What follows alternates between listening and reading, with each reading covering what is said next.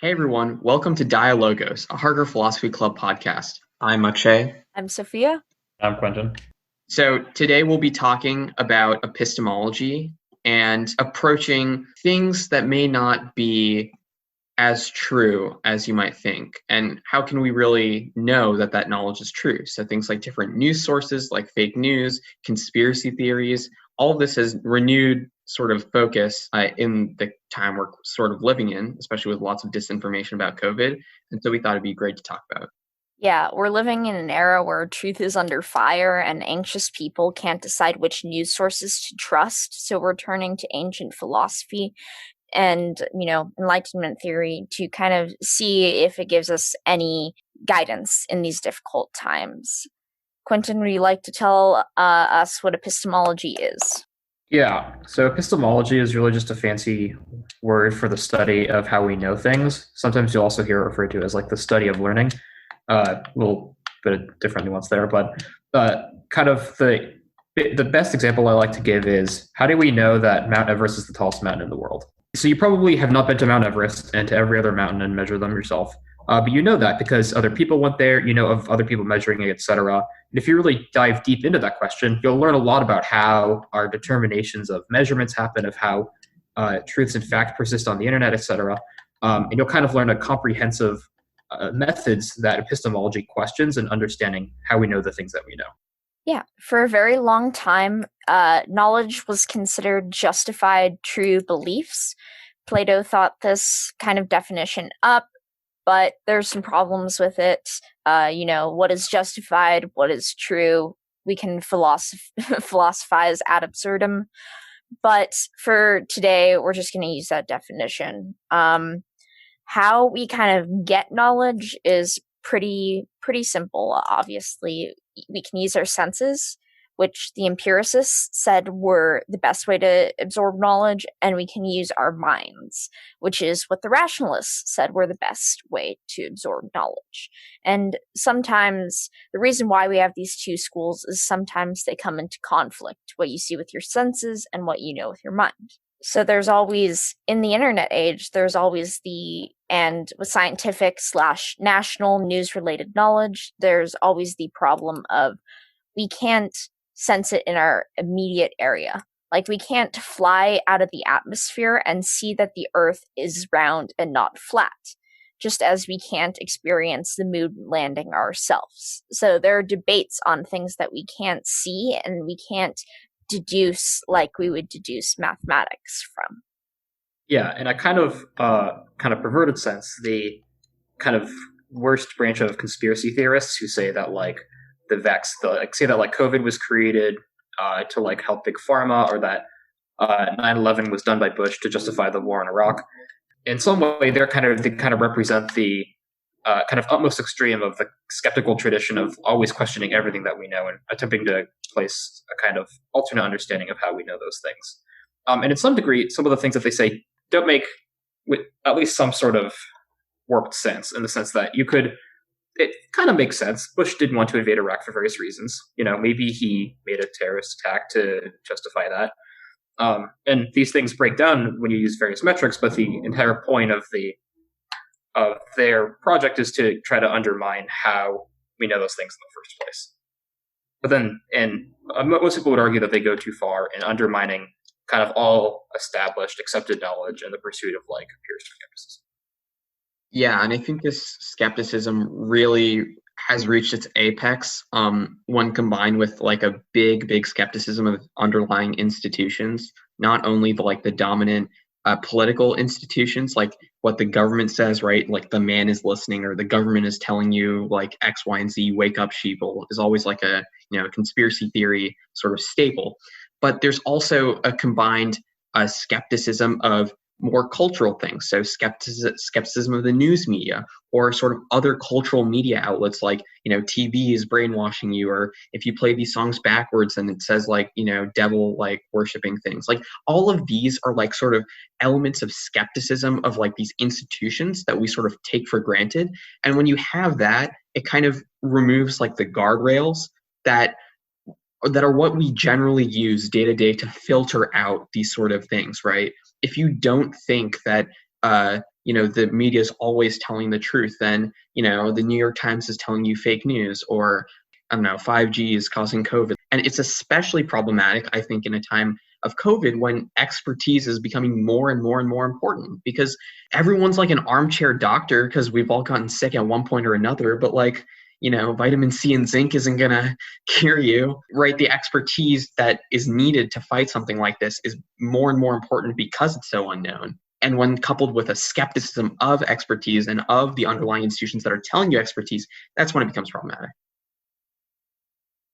I definitely agree with all that. I think that we've talked a lot about kind of the intellectual history of conspiracy theories. I do think we also need to talk about kind of how to fight them, or why you might not believe some of these things. And for that, I want to turn to Occam's razor. That is the logical principle that the simplest explanation is usually the best. To use the 9/11 conspiracies again, Bush could have orchestrated like a whole attack, sacrificing hundreds of his people's lives and causing a national security crisis which thousands of dollars were then spent on airport security and all that in order to justify invading another country. But the simplest explanation is probably that there was a terrorist attack. That's kind of using Occam's razor to say that the truth is kind of the mainstream thing or the most simplified thing. Again, we could apply it to the 5G conspiracy theory. Yeah, maybe 5G, we can never prove that 5G didn't cause coronavirus enough to please these skeptics, but we can prove the fact that it is more likely, or it is the simpler explanation, that it's a virus like every other or most other illnesses that are respiratory related on this earth, then it is an illness coming from a type of wave in the air, which no illness has been found to have. So we can use the logical principle of Occam's razor to kind of deconstruct some of these things.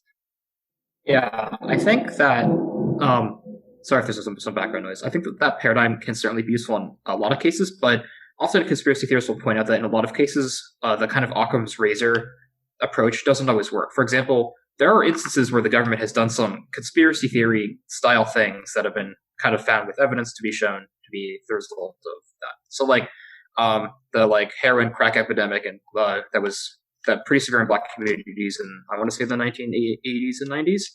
So there was a conspiracy theory that like the government was secretly doing it to get them addicted to essentially kind of fund the white supremacy project of the government, which seems like a conspiracy theory. Then you look into official CIA dossiers, you realize, hey, maybe there's a little bit of truth to this. But yeah, certainly kind of taking the principle of like what is most simple answers a lot of the kind of basic ones.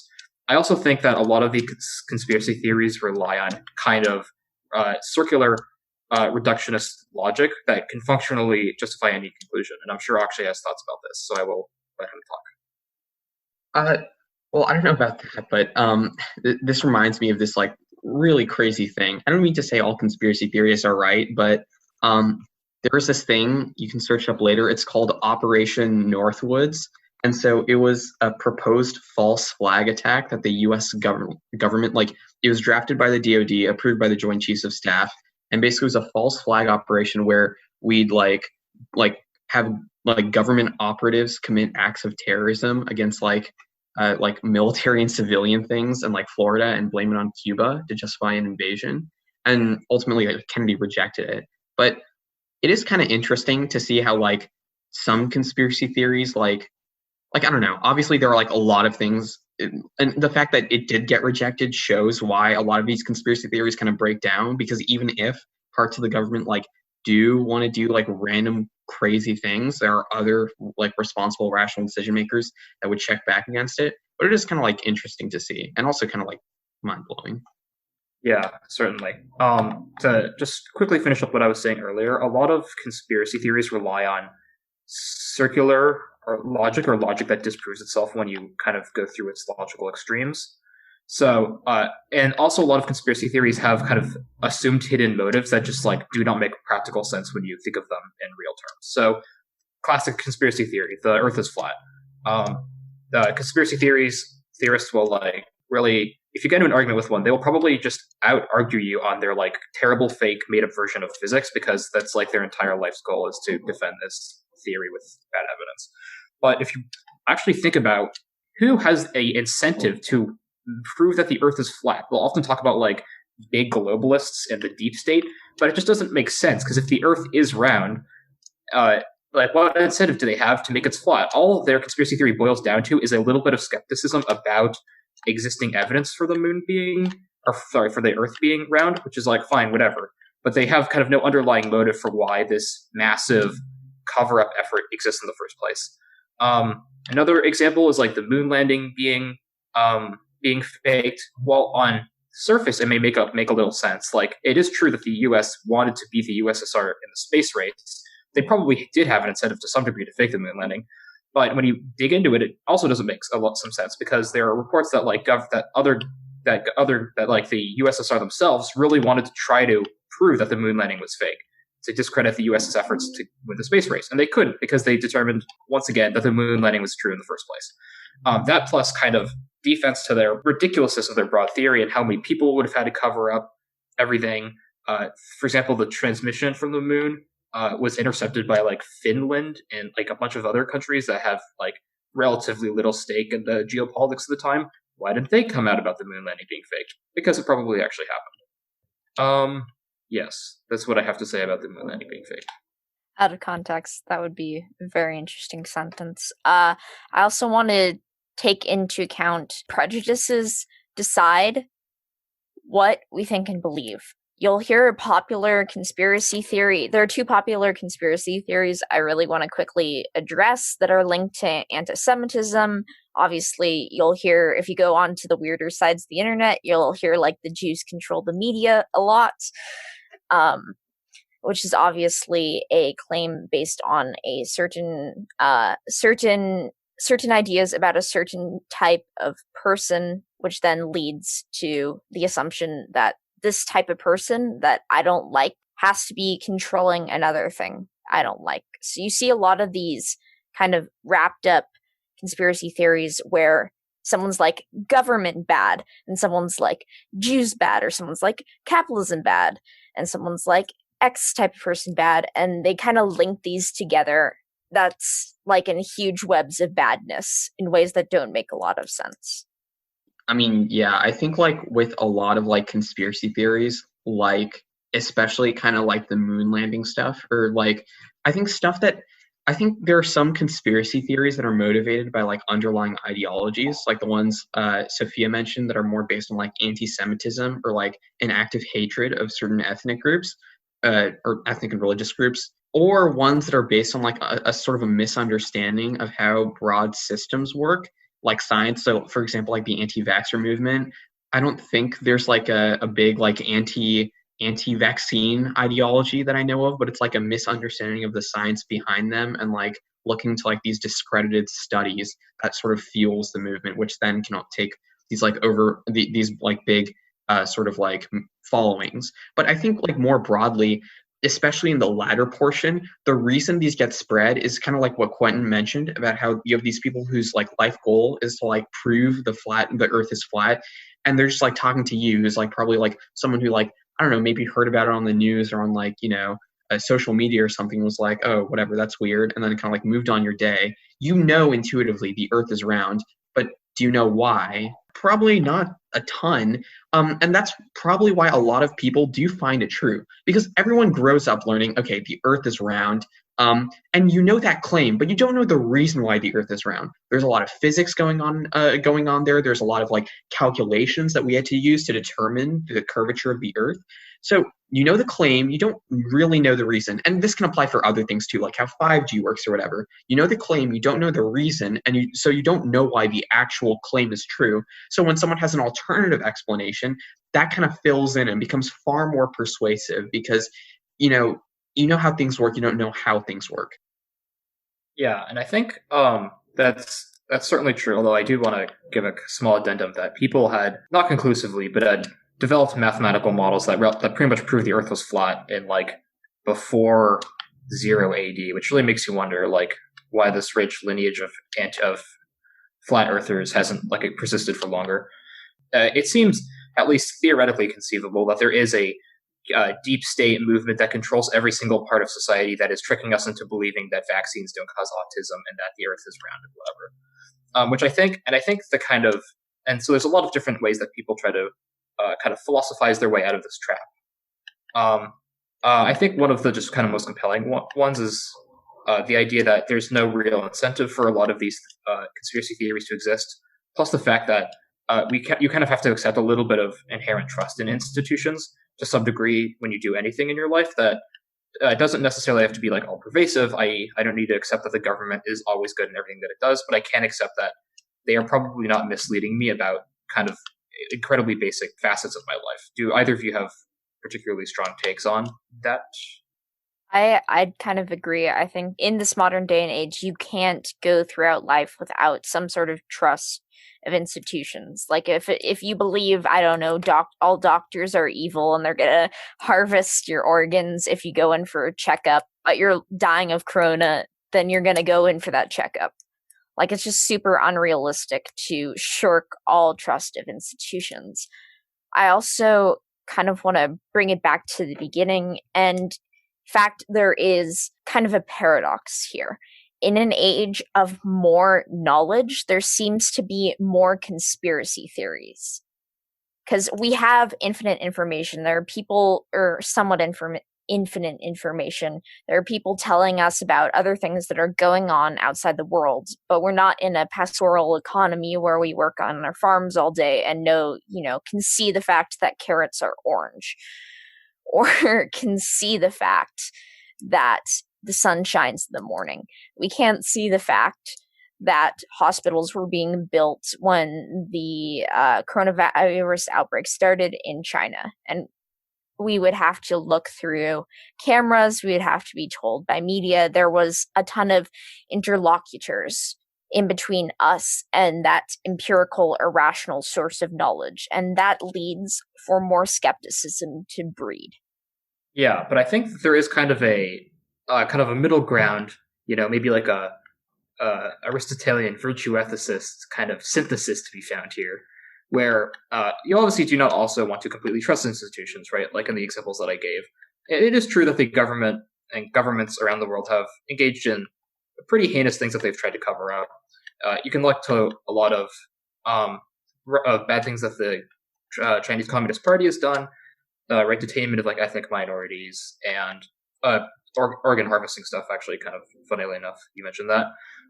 Which then, of course, Chinese nationalists think are conspiracy theories, which then also applies to stuff that the States does, like immigrant detention centers, which kind of U.S. nationalists think are conspiracy theories, vice versa. And so I think there's definitely kind of a difficult to find middle ground to be struck between kind of overarching skepticism of institutions and overarching belief of institutions, which I think is, like, honestly a relatively difficult kind of middle ground to find that people have to kind of identify themselves, because if it's imposed upon them arbitrarily by a third party, then it just leads to all the problems that epistemology is trying to resolve in the first place, which is, how do we know what we know? If we already know how skeptical to be of institutions because someone else told us to, it begs the question of their motives, et cetera, and doesn't really let us kind of resolve our circular problem with knowledge. Yeah, I really agree, especially with that last part about like a third party kind of like imposing it on us. I think like especially when you kind of like try and, if you're going and like talking to a flat earther and like try and take out like all of these like other facts and say like, no, this is like the earth is actually round X, Y, and Z, right? They'll like dig more and more into like their own beliefs, right? And this is sort of what we call like I think it's the confirmation bias, where we're more likely to listen to things that confirm our beliefs. So listening to other people who share our beliefs. And when we're faced with facts that try and refute our own beliefs, we instead dig deeper into our own beliefs and become like more stubborn and try and change the other person's mind. And so it can kind of lead to like ironically trying to persuade someone of another thing with like, facts, which I think a lot of us kind of like intuitively believe would mean that you start changing your beliefs if the facts align with something else. That can actually lead to someone else becoming even less factful sort of in their beliefs, like thinking the earth is flat. Cool. Do you guys want to wrap this up? Any last thoughts? Any conspiracy theories you believe? I guess we could go through like a kind of like top 10 list, or just like our couple favorites. There's this one theory that I saw some like Reddit thread or something a while about like people's favorite ones. This one that I loved was that the Titanic, like the ship that sank, wasn't actually the Titanic, but like some sister ship, and these people did this like weirdly deep analysis into like different pictures and like this technical specifications of the ships and whatever. It really sounded pretty convincing. And then I read this other thing where some guy goes like one level deeper and really kind of brings up the facts and logic and disproves it. And that was a really interesting example, or kind of, to me, it's an interesting example of how, like, even some completely innocuous conspiracy theories offer as a kind of useful heuristic for making us understand and come to terms with how we process truths in our personal lives. Yeah, I really like that you brought up the Titanic one, because it's one of the few conspiracy theories that the Academy takes seriously, that academics actually debate about on like a day-to-day basis. And I have to say, the actual evidence on both sides is pretty good for this one. So it's an actual kind of dialogue, unlike, Earth flat, Earth not flat kind of thing. Oh, yeah, sorry. One more tiny thing. We're already a little over time, but there's often conspiracy theories will often try to present a false binary between two things in which there is actually a consensus on. Kind of the biggest one is like global warming, real, not real. The not real people will make it seem as if there is like a real scientific debate between the two, when in reality there is a overwhelming scientific consensus for it being real. Something else to keep out for. Sorry for that interruption. But yeah. Yeah, I think if we're going with top conspiracy theories for us, I don't know. I think the Wikipedia page on JFK assassination conspiracy theories is long and full of, like evidence. What I find really interesting is that the House had, like in the 70s, like made a committee that was examining like assassination. So they examined the ones of JFK and MLK. And for JFK, they said that they concluded Kennedy was probably assassinated as the result of conspiracy. So this is like a House of Representatives thing. And then they were just like, wait, no, this is like flawed analysis. And so it's just like, it's interesting how you can like have an evolution of a conspiracy theory, not only in like the minds of people, but even among like, like very, high level people, obviously, who have like access to a lot more facts. Not saying it's true, but just saying it's like, I think it's like a really interesting conspiracy theory that's evolved like so much over time. Yeah, I think that one's fantastic too. To link this back and kind of wrap this up, I want to bring up a conspiracy theory that Plato, who, remember, came up at the beginning, himself started. Atlantis. Y'all have heard of the sunken city? That's from a Platonic dialogue, Timaeus, in which Plato tells all these myths. He uses Atlantis as like a forlorn story, but unlike all the other myths, Socrates at the end insists that it's true. So that's kind of the origin of the Atlantis conspiracy theory, or Atlantean believers. And of course, it is one of the longest held conspiracy theories where people are still looking today, and they've been looking through medieval years and all such. So that's just to bring up that even though we've kind of regarded conspiracy theories as a more modern phenomenon throughout this podcast, they've existed as long as epistemology has, which is pretty interesting. All right, then I guess with that, that's our podcast. That's our episode. So if you liked any of this, definitely leave us some comments. Email us at harkerphilosophyclub@gmail.com. Feel free to propose new podcast episodes that you'd be interested in, and we might even have you on as a guest to talk about it. So with that, that's all. Thanks. Take it easy, people.